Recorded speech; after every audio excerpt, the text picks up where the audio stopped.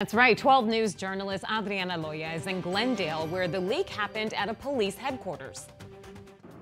Well, guys, the water leak happened back in July here at the Glendale Police Headquarters property room, where evidence from 1,000 cases had to be removed. But police tell me about 150 cases that had already been resolved were impacted.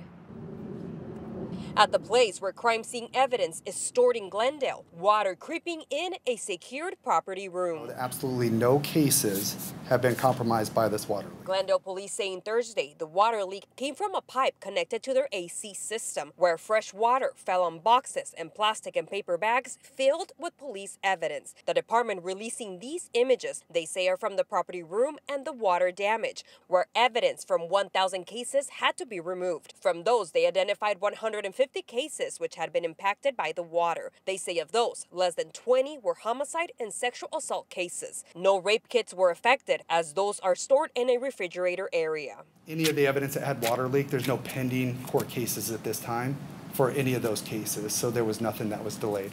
Sergeant Randy Stewart says most of the evidence was from retention cases, where DNA evidence had already been extracted and the cases had already been resolved. Some of the damage was just on the very corner of the envelopes. If it did appear that it was going to affect it, those were dried and just left. Police say some of the evidence that included cases from this year were repackaged, some to include the water damage packaging. I don't want it to get blown out of proportion. This was simply just taking the items out, making sure that they're dry, putting them back in. Now, police say the Maricopa County Attorney's Office was notified about the incident, but again, they believe that no future cases were affected. In Glendale, Adriana Loya, 12 News.